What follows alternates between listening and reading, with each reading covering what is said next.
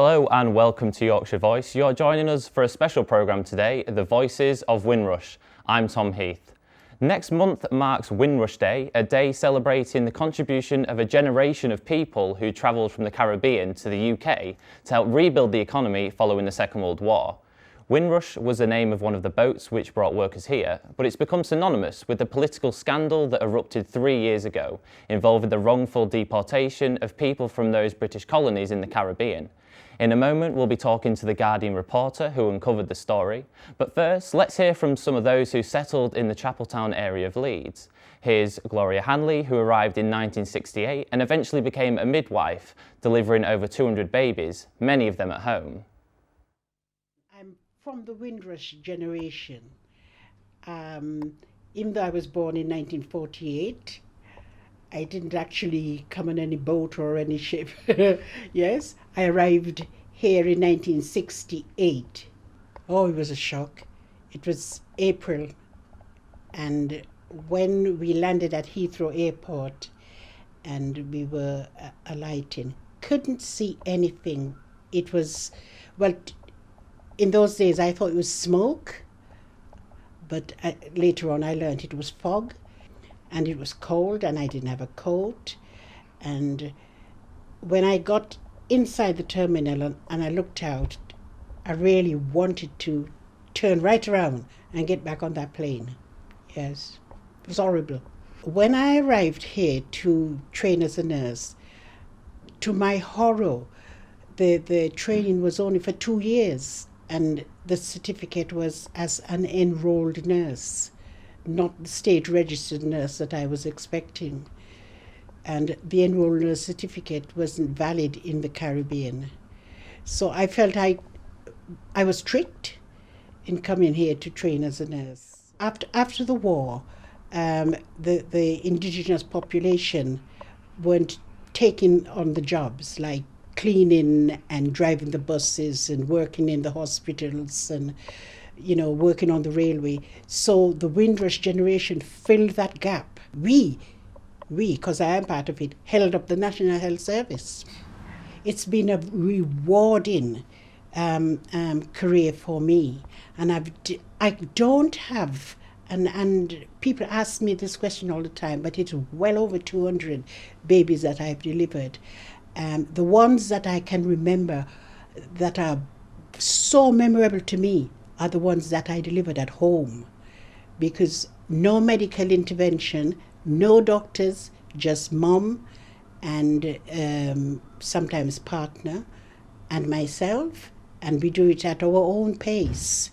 My first delivery at home,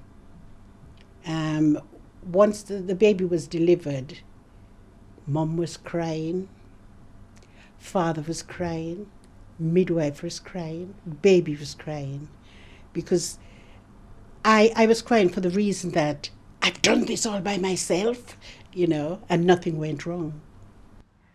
I've written my story so that my children know exactly why I came and what I did.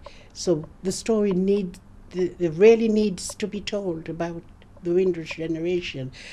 Britain would not have survived without us. That was Gloria Hanley, one of Chapeltown's influential figures, due to be featured in a special exhibition that will be staged on Windrush Day on the 22nd of June. The exhibition will be running for 6 months, and our team of Yorkshire Voice reporters have been given exclusive access to the key characters in the community whose stories we have been documenting for this exhibition. In a moment, we'll find out more about that, but first, let's hear from Claude Hendrickson from the Leeds West Indian Centre. I'm of the first generation of children that were born from that Windrush generation. So my mother came here in 1958 and I was born in 1960. So I'm of that first generation of children that were actually born in the UK. I grew up not very far from here. In fact, just across the main road and behind there where the new Holy Rosary School is where I lived. Chapeltown, historically, like many of the other black areas where black people were settled in the UK, were actually quite in transit areas. So it was where a lot of the worst housing was. So yeah, things like that I remember. I mean, when we were growing up, we lived in that time when there was no Irish, no blacks, no dogs. You were hearing names, you were being called names, you didn't understand why. I suppose we got to a point back then where we were being told, why don't you go back where you come from? But we were born here, so it was a bit of a confusing time, very confusing. I think in Leeds, I see black people as the spice of Leeds, so we've added spice to Leeds. They had just had fish and chips before, now they've got curries and Caribbean restaurants and all of that. After the racial riots of 1975, and again in 81, one of the things that became evident that we needed our own place. So the West Indian Centre, I think it was established in 1983. My role here, I came back to the West Indian Centre because I've done various things around the community, to be the director of the Leeds Bicentenary Project. I then left and came back again. So now I'm part of the kind of the fabric now. I do think it's important that we establish projects, we establish buildings, we establish a sense of we were here. I think it's absolutely important to preserve history, to tell the stories of the journeys of the people that came. I mean, my mother, when she came over, I think she spent something like 3.5 weeks on a boat, down in the bottom of a boat to get here. I think it's important that we do pay respect to those that laid the foundation. That was Claude Hendrickson from the Leeds West Indian Centre. Now, earlier today I spoke to Guardian reporter and author of The Windrush Betrayal, Amelia Gentleman. Her work was instrumental in bringing the Windrush scandal to light in 2018. I began by asking her about the background of Windrush Day.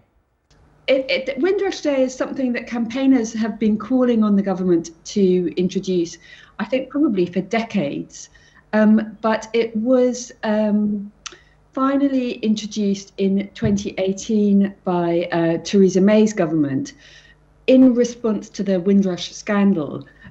So Theresa May and her Home Secretary then, Amber Rudd, apologised for the Home Office's immigration scandal in April of 2018, when it became obvious that the government had wrongly classified thousands of people as illegal immigrants. And most of these people were from the Caribbean, and this notion of a Windrush Day was created, I suppose, or granted by the government as part of a series of apologies and efforts to put things right after the full scale of that kind of Home Office catastrophe became known. Would you be able to explain your part and your role in exposing the Windrush scandal?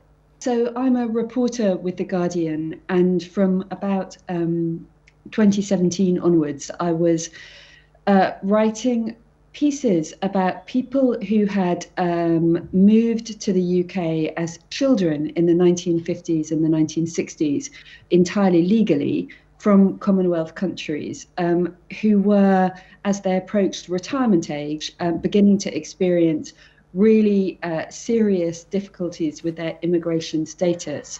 Many of them have been told entirely wrongly by the Home Office that they were illegal immigrants.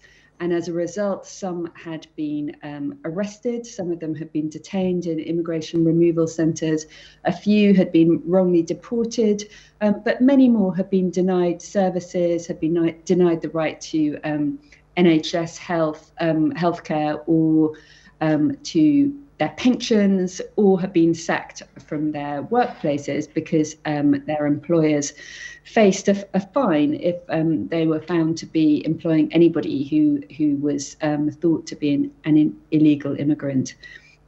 These were issues that we were highlighting in The Guardian for about 6 months until the Home Office finally acknowledged that there was a serious problem and promised to do right by those people affected. In your opinion, how do you think we can move forward into the future after everything that's happened and you know, continue with these Windrush days and a celebration, I guess? I mean, I think that there is a lot of warmth about the notion of a Windrush Day. As I say, it was something that has been campaigned for years before it was actually granted, and for years before there was any notion of the scandal.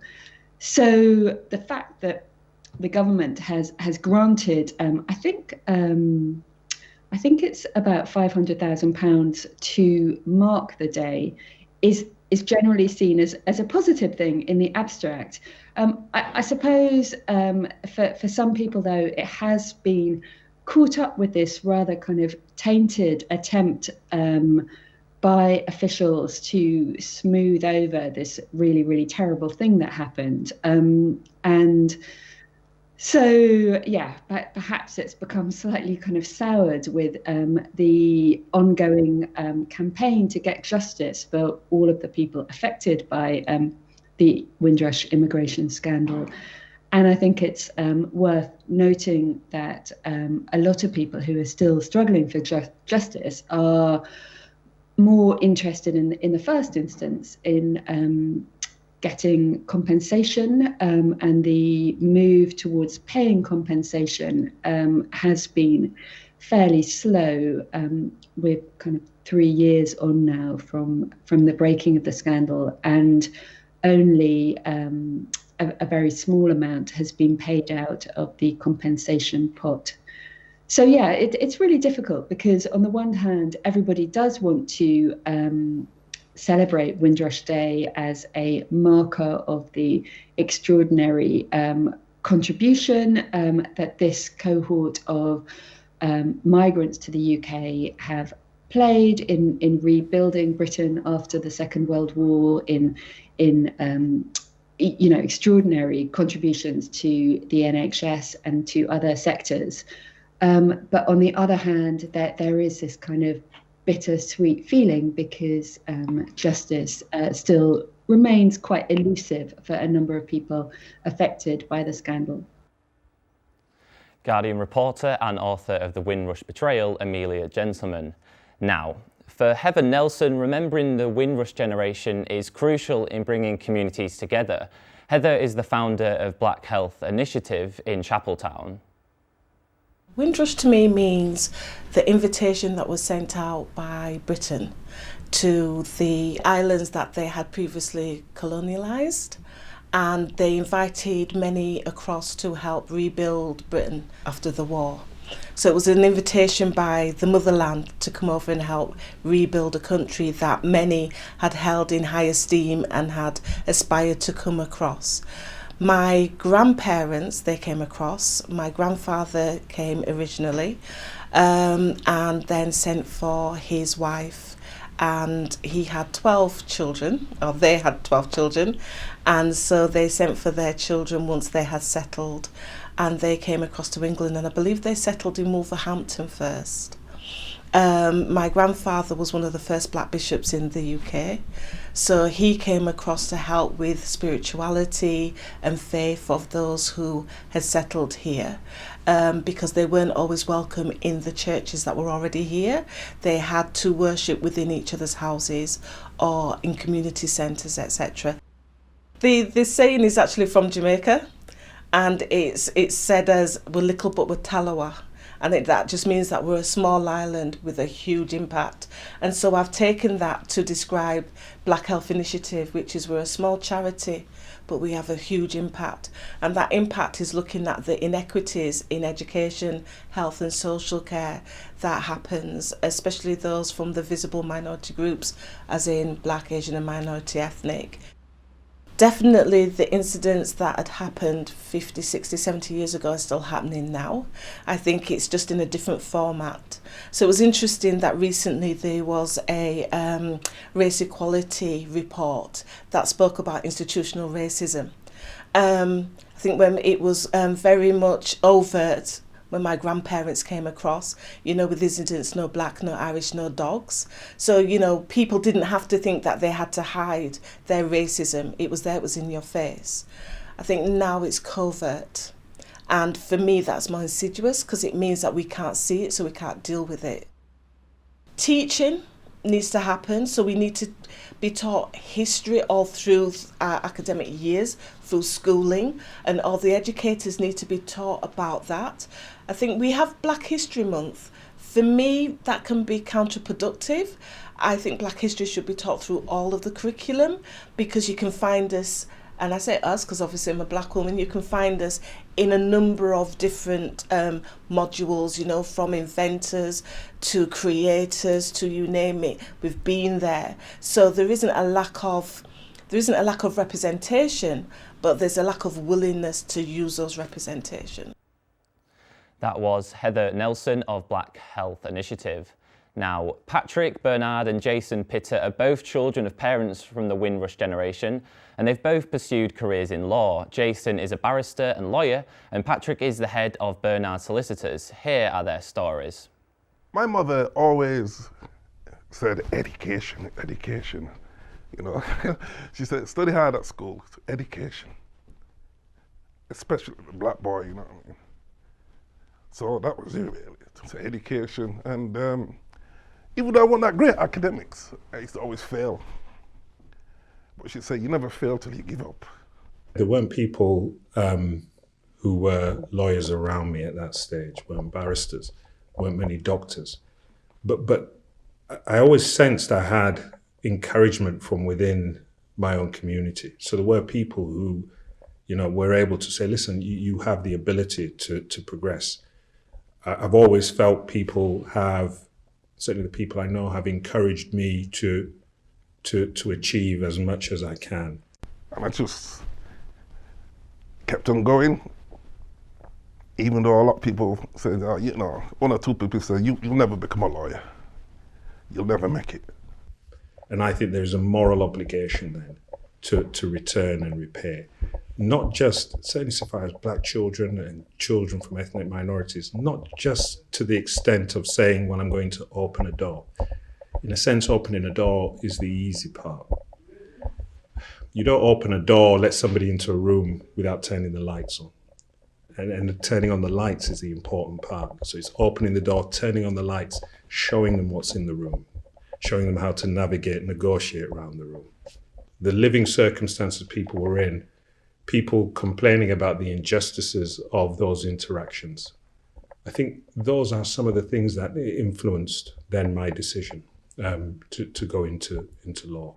The Windrush generation descendants, please, go for it. And it's not easy, you know, going through education, it wasn't easy. As I say, you're gonna get a lot of people tell you, you ain't gonna make it. Even some people, you know, from your own community tell you ain't gonna make it. But you've got to press on. And I assure you, it's worth it in the end. I'm so grateful for my mum and my family's encouragement. It's paid off in the end.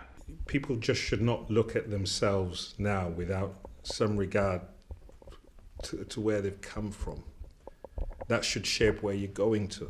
The two things go together. And that's why I said, look, you can make progress now and you can lose that progress. I mean, how do you make that back up without having an understanding of how you got to where you are?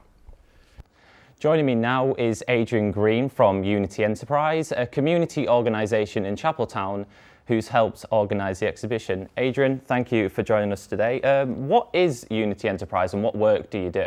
Thanks, Tom. So Unity Enterprise is a wholly owned subsidiary of Unity Housing Association, which was set up 33 years ago, based in the Chapeltown area, to provide housing and overcome the housing of the community. Around 20 years ago, Unity Enterprise was formed, and it comprises of 3 business centres around the Chapeltown area, all multi-tenanted, comprising of around 87 different businesses, predominantly from the BME community. Some are start-up, some have been established businesses, some have been spoken on the programme to you before, that are tenants, and we just try and help employment within the local area and try and encourage sort of young entrepreneurs into schemes and becoming self-employed, just giving them a different route. So obviously this year you'll be doing a Windrush exhibition. So what exactly will that consist of? It was brought about to celebrate what people brought to the area and how they've shaped Leeds, England as a whole, the UK as a whole. The exhibition will consist of videos of interviews with influential people and the Windrush generation that are descendants and have set up businesses on themselves. It will also consist of a photographic exhibition with different stories telling them where they've come from, how they've set up, where they're going, and try and be an inspiration to the youth of today as such. So how has the community responded, the Chapeltown community responded to the exhibition? Of people being willing to participate? Are people looking forward to it? I think the filming you've done with some of the tenants over the past few days would show that people are willing to tell the story, are keen to tell the story. We're focusing very much on the celebration of the fact and that people are in business and shape the community. And fingers crossed, assuming we're allowed to open it on Windrush Day, the day after the restrictions cease in the country, it should be a success, and hoping to take it out to schools as well. So what was the driving force behind running an exhibition like this? What's the reasons, why you decided to do it this year? I think unity is embedded in the community of Chapeltown. We've got 1,300 social housing, and then we've got the enterprise side connected to it. We're obviously aware of the Windrush scandal, but we want to turn it and have it as a celebration to embrace the people that came across. Okay, brilliant. Thank you so much, Adrian. Thank you very much, Tom. Unity Enterprise is a big supporter of local businesses, and as part of the exhibition we are highlighting many of the entrepreneurs who run thriving businesses within the Chapeltown community. Sharon Smithen owns Calabash Cafe on Chapeltown Road, and just next door is Beverly McLaughlin, florist and sewing shop, Petals and Stitches. Here are their stories. My parents came over on a boat. It wasn't called Windrush, but it was exactly the same sort of situation. They came over, they left their kids back in the West Indies to try and make a better life for themselves. And then when they were able to send for them and bring them over. So I've got 3 sisters back in the West Indies and 3 sisters that were brought over here. It's a nice place to grow up in. Never had any problems. So yeah, quite happy. It went through a little blip where we used to have a lot of trouble with gangs and stuff like that. But a lot of people are wanting to buy and move back into Chapeltown now, so that just goes to show that it's come on a hell of a lot. Calabash is the place to be. Yeah, we are very friendly. We invite anybody in. Doesn't matter who you are, where you're from. You could be somebody who's only got £1 in your pocket. We'd still feed you, just even to sit down and just have a chat. So that's just what Calabash is. My parents, they were of the Windrush generation, so they came over in, I'd say, about 1956, 58. My mum came in 58, my dad 56. It's important to celebrate it because it's important. It's part of history, and it's important that people like myself and who are younger understand about the Windrush generation, what it took to get here, and what it took to live here as well. Things didn't come easy for my parents and my sisters. So yeah, and I think it is important to celebrate it. It shouldn't be something that's forgotten, because it did happen, and that's why I'm here. I'm a product of the Windrush generation. Beverly McLaughlin and Sharon Smithen there. And if you want some authentic Caribbean food or a beautiful bouquet, you can find them both on Chapeltown Road. Now, at university, he trained as a mechanical engineer, but for the last 50 years, Hugh Boncondor has been designing costumes for the Leeds West Indian Carnival. He tells us about his connection to the Windrush generation. My connection stems from my mum and dad, really.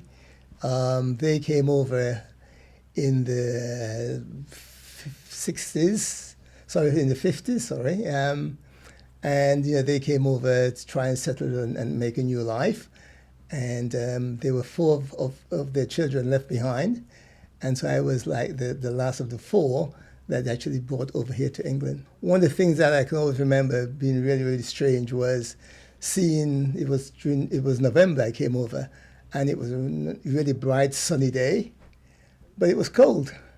It was like kind of weird, the sun shining and yet still it's cold. And so I couldn't compute that concept, but that was about the weirdest thing. I was only about 3 years old when my mum left. I instantly recognized my dad. Just one of those things, yes, just knowing him straight away. They talk about the struggles in terms of how they had to live.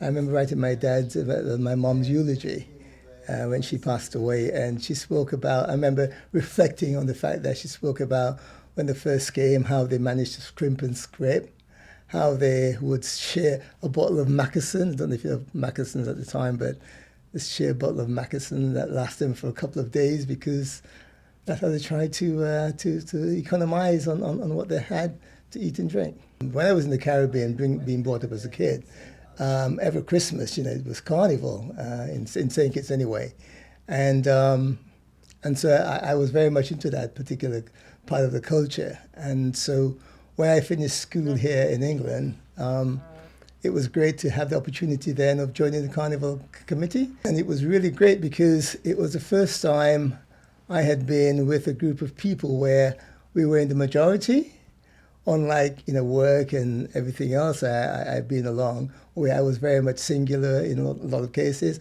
but very much in the minority. But in the Carnival, we were the majority, and it was really great just having that kind of togetherness, almost like it was in the Caribbean.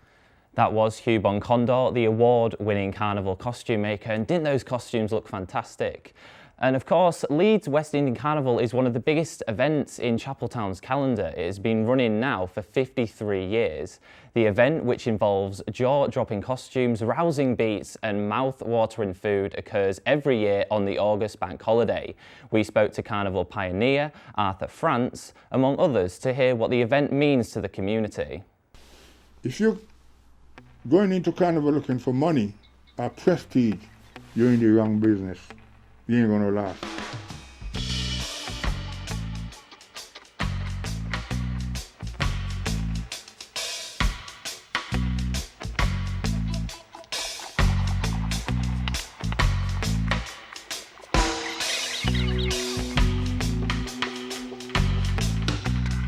In Chapeltown, our contribution, Leeds hosts, for example, the longest running carnival in Europe, African Caribbean Carnival, outside of London now.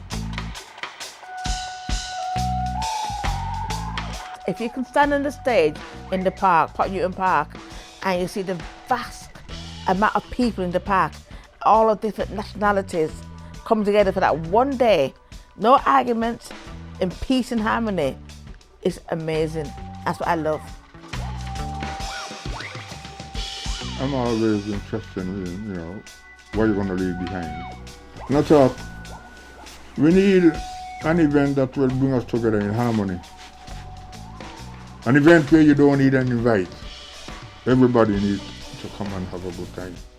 And nobody believes it could have happened. An amazing journey. And that has taken us to the end of our programme. Thank you very much for watching, and I hope you've enjoyed what you've seen. From me and everybody else at Yorkshire Voice, I hope you have a good evening and a great weekend. Goodbye.